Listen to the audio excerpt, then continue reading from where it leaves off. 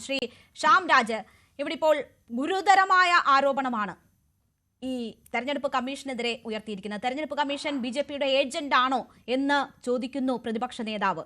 കഴിഞ്ഞ ലോക്സഭാ തെരഞ്ഞെടുപ്പിൽ ഈ തരത്തിൽ അട്ടിമറി നടന്നില്ലായിരുന്നുവെങ്കിൽ മോദിക്ക് തുടർഭരണം ഉണ്ടാകില്ല എന്നുകൂടി പറയുകയാണ്. അപ്പോൾ ആ രീതിയിലുള്ള തെളിവുകൾ പുറത്തുവിട്ട് ഗുരുതരമായ ആരോപണം ഉന്നയിക്കുമ്പോൾ ജനഹിതമാണ് മോദിയെ അധികാരത്തിലെത്തിച്ചത് എന്ന് തെളിയിക്കേണ്ടത് നിങ്ങളുടെ കൂടി ബാധ്യതയാണ്.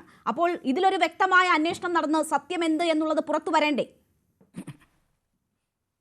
രേണുക, വ്യക്തമായിട്ടുള്ള അന്വേഷണം വരണം, സത്യം എന്തെന്ന് പുറത്തു വരികയും വേണം. എന്താണ് പരാതി കൊടുക്കാത്തത്? ചോദ്യം സിമ്പിളാണ്. രേഖാമൂലം ഈ രാഹുൽ ഗാന്ധി എത്രയോ കാലമായിട്ട് ഈ രാജ്യത്ത് പല പല ആരോപണങ്ങൾ ഉന്നയിച്ചിരിക്കുകയാണ്. ആ ഉന്നയിച്ച ആരോപണങ്ങളൊക്കെ പലപ്പോഴും അദ്ദേഹത്തിന് പിൻവലിച്ചുകൊണ്ട് തിരിഞ്ഞ് ഓടേണ്ടി വന്നിട്ടില്ല. സുപ്രീം കോടതിയിൽ നിന്ന്, വിവിധ കോടതികളിൽ നിന്ന് എല്ലാം പിന്തിരിഞ്ഞ് ഓടേണ്ടി വന്നിട്ടില്ലേ? ഞാൻ ചോദിക്കുന്നത് വളരെ സിമ്പിൾ ആയിട്ടുള്ള ചോദ്യമാണ്. അദ്ദേഹം ഇത്ര വലിയ പത്രസമ്മേളനം നടത്തുന്നു, ഇത്ര വലിയ ആരോപണങ്ങൾ നടത്തുന്നു, എന്തുകൊണ്ട് രേഖാമൂലം ഒരു പരാതി കൊടുക്കുന്നില്ല? പരാതി കൊടുത്താൽ തെളിയിക്കാൻ പറ്റൂലെന്ന്. വീണ്ടും ഇനി അടുത്ത പ്രശ്നമായിട്ട് അദ്ദേഹം തിരിഞ്ഞോടേണ്ടി വരും. ഇവിടുത്തെ അടിസ്ഥാനപരമായിട്ടുള്ള പ്രശ്നം, കോൺഗ്രസ് പാർട്ടിക്ക് ജനാധിപത്യ രീതിയിൽ BJPയോട് ജയിക്കാൻ വേണ്ടിയിട്ട് സാധിക്കുന്നില്ല. അതിനവര് പഠിച്ച പണി 18ഉം പയറ്റിക്കൊണ്ടേയിരിക്കുകയാണ്. 16ഉം 15ഉം 14ആം പണിയൊക്കെ പൊട്ടി തകർന്നപ്പോ അതിനെ ജനം അവജ്ഞയോടെ തള്ളിയപ്പം ഈ 18ആം പണിയുമായിട്ട് മുമ്പോട്ട് വന്നിരിക്കലാണ്. നോക്കൂ, ഇതിനു മുമ്പുണ്ടായ ഇവരുടെ പ്രധാനപ്പെട്ട ആരോപണങ്ങൾ എന്തായിരുന്നു? EVM മെഷീൻ മൊത്തം പ്രശ്നമാണ് എന്ന്. EVM മെഷീൻ തന്നെ ഈ രാജ്യത്ത് ഇംപ്ലിമെന്റ് ചെയ്തിട്ടുള്ള ഈ കോൺഗ്രസ് സർക്കാർ ജയിച്ച കാലത്ത് കുഴപ്പമില്ല.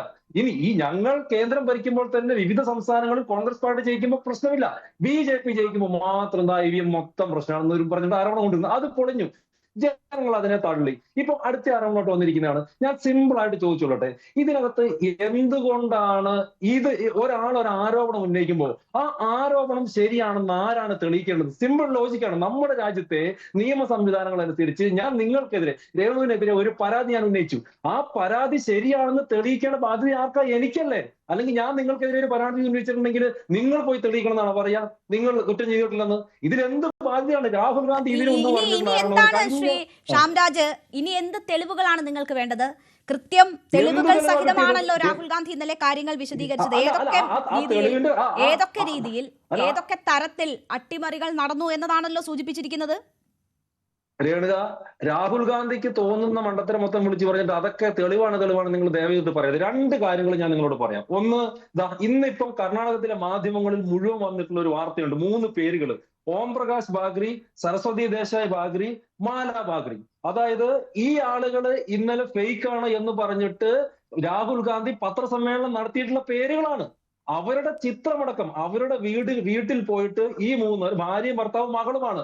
ഈ 3 പേരുടെ ചിത്രമടക്കം ഇന്ന് കർണാടകത്തിലെ പ്രധാനപ്പെട്ടിട്ടുള്ള മീഡിയാസിലും കർണാടകത്തിലെ സോഷ്യൽ മീഡിയയിലും വലിയ രീതിയിൽ ചർച്ചയായിക്കൊണ്ടിരിക്കലാണ്. എന്ത് തെളിവാണ്? ആ തെളിവ് തന്നെ തെറ്റാണെന്ന് തെളിയിച്ചില്ലേ? ഇനി ഇദ്ദേഹം പറയുന്ന ബാംഗ്ലൂർ സെൻട്രലിലെ റിസൾട്ടിനെ കുറിച്ചിട്ടും കൂടി ഞാൻ പറയാം. ദുലെ ലോക്സഭാ മണ്ഡലത്തില് ഇന്നലെ രാഹുൽ ഗാന്ധി ഉന്നയിച്ച ആരോപണം എന്താണോ ഇത് തന്നെ ഞങ്ങൾക്ക് സംഭവിച്ചിട്ടുണ്ടെന്ന്.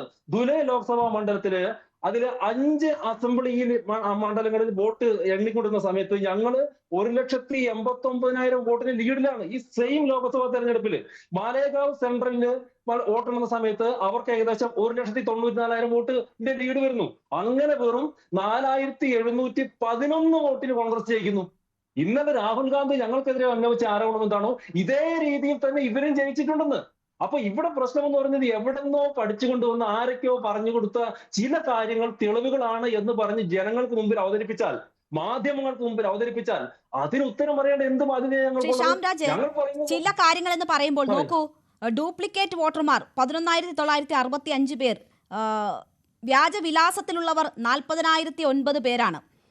പിന്നീട് ഇത് ഒരേ വിലാസത്തിലുള്ള പല പേരും എന്ന് പറയുന്നത് 10,452 പേരാണ്. പിന്നെ വ്യക്തമായ ഫോട്ടോ ഇല്ലാത്തത് 4,132. വ്യാജ കന്നി വോട്ടർ, അതായത് ഫോം 6 ദുരുപയോഗം ചെയ്തത് 33,692 പേരാണ്. ഇവരുടെ എല്ലാം വ്യക്തമായ വിവരങ്ങൾ സഹിതം പുറത്തുവിട്ടതാണ്. അപ്പോൾ ഏതോ മാധ്യമങ്ങൾ ഒരു വീട്ടിൽ പോയി എടുത്ത 3 പേരുടെ കാര്യം പറഞ്ഞാണ് താങ്കൾ അതിനെ റദ്ദ് ചെയ്യാൻ പോകുന്നത്. ഞാൻ പറഞ്ഞത് ഇത് പ്രതിപക്ഷ നേതാവ് വളരെ ആധികാരികമായി, രാജ്യത്തിന്റെ പ്രതിപക്ഷ നേതാവ് വളരെ ആധികാരികമായി തെളിവുകൾ സഹിതം പുറത്തുവിട്ട ഒരു ആരോപണമാണ്. ആ തെരഞ്ഞെടുപ്പ് അട്ടിമറിക്കപ്പെട്ടിരിക്കുന്നു. കർണാടകയിലെ മഹാരാഷ്ട്രയിലെ തെരഞ്ഞെടുപ്പ് അട്ടിമറിക്കപ്പെട്ടിരിക്കുന്നു. മാത്രവുമല്ല മോദി അധികാരത്തിലെത്തിയത് ഈ തട്ടിപ്പിലൂടെയാണെന്ന് പറയുകയാണ്. അപ്പോൾ ഇതിലെ സത്യം എന്ത് എന്നത് ഓരോ വോട്ടർമാർക്കും ബോധ്യമാകേണ്ടതല്ലേ? അതിന് രാജ്യം ഭരിക്കുന്ന പാർട്ടിക്ക് ഉത്തരവാദിത്തമില്ലേ? നിങ്ങൾ അത് തെരഞ്ഞെടുപ്പ് കമ്മീഷനെ കൊണ്ട് ചെയ്യിപ്പിച്ചു എന്നതാണല്ലോ ആരോപണം. അപ്പോൾ അതിൽ വ്യക്തത വരണം എന്നത് നിങ്ങളുടെ ബാധ്യത കൂടിയല്ലേ? അതല്ലാതെ ഏതെങ്കിലും ഒരു മാധ്യമ പ്രവർത്തകൻ എവിടെങ്കിലും പോയി നൽകുന്ന ഒരു റിപ്പോർട്ട് പിടിച്ചിട്ടാണോ നിങ്ങൾ അതിനെ ന്യായീകരിക്കേണ്ടത്? ഇതിൽ കൃത്യമായ അന്വേഷണം ഉണ്ടാകണ്ടേ? ചോദ്യം കഴിഞ്ഞോ? ഇനി ഞാൻ ഉത്തരം പറയാം. ഇടപെടരുത്. നോക്കൂ, ഇന്നലെ രാഹുൽ ഗാന്ധി പറഞ്ഞ 11,003 പേർ തന്നെയാണെന്നേ ഇവര്. അതല്ലാതെ വെറുതെ ഞങ്ങൾ എടുത്തുകൊണ്ടെന്നുള്ള പേരല്ല, വെറുതെ കർണാടകത്തിൽ ചർച്ച ചെയ്യുന്ന പേരല്ല. ഇന്നലെ അദ്ദേഹം പറഞ്ഞ 11,003 പേരാണിത്. ഇനിയും ഇതിനെക്കുറിച്ച് പഠിക്കുമ്പോൾ കൂടുതൽ ഇത്തരത്തിലുള്ള പേര് വരും. മനസ്സിലായില്ലേ? ഇത് അവിടെ തന്നെയാണ് സംഭവിച്ചുകൊണ്ടിരിക്കുന്നത്. ഇനി നിങ്ങൾ മഹാരാഷ്ട്രയിലെ കാര്യം പറഞ്ഞു. മഹാരാഷ്ട്രയിൽ എന്താ സംഭവിച്ചത്? ഞാൻ വളരെ സിമ്പിൾ ആയിട്ട് ചോദിക്കട്ടെ. മഹാരാഷ്ട്രയിൽ ഇത്തരത്തിലുള്ള ഒരു ക്രമക്കേടുകൾ നടന്നിട്ടുണ്ടെന്ന് അവിടുത്തെ ഏതെങ്കിലും ഒരു MLA, ഏതെങ്കിലും ഒരു MP ആ ഇലക്ഷന് ശേഷം പരാതിപ്പെട്ടിട്ടുണ്ടോ? പരാതിപ്പെട്ടത് ആരാണ്? രാഹുൽ ഗാന്ധി മഹാരാഷ്ട്രയിൽ അവിടെ ഹൈക്കോടതിയിൽ പോയിട്ട് പരാതിപ്പെട്ടു. എന്താ സംഭവിച്ചിട്ടുള്ളത്? വെറുതെ ഞങ്ങളുടെ സമയം മെനക്കെടുത്താൻ വേണ്ടിയിട്ട് പോകാൻ പറഞ്ഞു. മുംബൈ ഹൈക്കോടതി എന്താണ് പറഞ്ഞിട്ടുള്ളത്? അതിന് തന്നെ ഇവർ തോറ്റു തുന്നമ്പാടി ഓടിയില്ലേ? രാഹുൽ ഗാന്ധി തോറ്റു തുന്നമ്പാടി ഓടിയില്ലേ? അതാണ് ഞാൻ പറഞ്ഞത്. ഇവർ പറയുന്ന ആരോപണങ്ങളൊന്നും തെളിയിക്കാൻ ഇവരെ കൊണ്ട് പറ്റുന്നില്ല എന്ന്. അത്തരത്തിൽ അടുത്ത ആരോപണം കൊണ്ടുവരുമ്പോഴത്തേക്ക് അത് തെളിവാണെന്നൊന്നും ദയവിത് നിങ്ങളെ പോലുള്ള മാധ്യമങ്ങൾ പറയരുത്. അത് രാഹുൽ ഗാന്ധിയുടെ ആരോപണങ്ങളാണ്. ഞാൻ വീണ്ടും എന്റെ അടിസ്ഥാന പോയിന്റിലേക്ക് വരുന്നത്, പോയി പരാതി കൊടുക്കട്ടെ എന്ന്. വളരെ സിമ്പിൾ അല്ലേ കാര്യങ്ങൾ? ഇനി എന്തുകൊണ്ടാണ് ലോക്സഭാ തെരഞ്ഞെടുപ്പ് കഴിഞ്ഞിട്ടും ഇത്ര താമസിക്കാൻ വേണ്ടിയിട്ട് ഇവർ എന്തുകൊണ്ടാണ് ഇത്ര താമസിച്ചിട്ടുള്ളത്? അപ്പോ ഇതിനകത്ത് ഈ അംഗീകരിക്കപ്പെട്ടിട്ടുള്ള 30 ദിവസത്തിനകത്ത് പരാതി കൊടുക്കണമെന്നുള്ള ആ നോംസോ ഒന്നും അംഗീകരിക്കാൻ ഇവരെ കൊണ്ട് പറ്റില്ല. ഈ ഒരു പുകമറ സൃഷ്ടിക്കാൻ ഇവരെ കൊണ്ട് പറ്റില്ല. ലോക്സഭാ തെരഞ്ഞെടുപ്പിന്റെ റിസൾട്ട് വന്നതിന് ശേഷമാണ് ഇത്തരത്തിലുള്ള ഒരു ആരോപണം ഉന്നയിക്കുന്നതെങ്കിൽ ഇവർക്ക് പരാതി കൊടുക്കേണ്ടി വരും. ഇനി ഇവർ പറയാൻ വേണ്ടിട്ട് പോകുന്ന വീഡിയോ ഫുട്ടേജ് കിട്ടാനില്ല, അത് ഇവർക്ക് അത് പറയണം. അതായത് വീഡിയോ ഫുട്ടേജിന്റെ കാലാവധി കഴിഞ്ഞതിന് ശേഷം പരാതി കൊടുത്തിട്ട് അത് ഇല്ല എന്ന് ഇവർക്ക് പറയണം.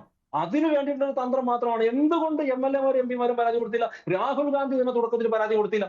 അപ്പൊ ഇതൊക്കെ സൂചിപ്പിക്കുന്നത് ഇതിനു മുമ്പ് ഇദ്ദേഹം സൃഷ്ടിച്ചതുപോലെയുള്ള പുകമറകള് ഇപ്പോഴും ഈ രാജ്യത്ത് സൃഷ്ടിക്കാൻ വേണ്ടിയിട്ടാണ്. ഈ രാജ്യത്തിന്റെ ജനാധിപത്യത്തെ നോക്കിയിട്ട് അദ്ദേഹം അതിനെ വക്രീകരിച്ച് കാണിക്കാൻ വേണ്ടിയാണ് ശ്രമിക്കുന്നത്. ജയിക്കാൻ വേണ്ടി പറ്റണമെന്നേ. ജനാധിപത്യത്തിന്റെ രീതിയിൽ ജനങ്ങൾ വോട്ട് ചെയ്ത് ജയിപ്പിക്കാതിരിക്കുമ്പോഴത്തേക്ക് വെറുതെ കിടന്നിട്ട് ജനങ്ങളെ കുറ്റം പറഞ്ഞിട്ട് കാര്യമൊന്നുമില്ല. ജയിച്ച് കാണിക്കും. അതല്ലെങ്കിൽ ഈ രാജ്യം നിഷ്കർഷിക്കുന്ന രീതിയിലുള്ള പരാതി കൊടുക്കാനുള്ള മര്യാദയെങ്കിലും ഇനിയും കാണിക്കും. ശരി, പരാതി കൊടുക്കാത്തത് എന്ത്? ഒപ്പം തന്നെ പുകമറ സൃഷ്ടിക്കാനുള്ള നീക്കം മാത്രമോ എന്നതാണ് ചോദിക്കുന്നത്. ഞാൻ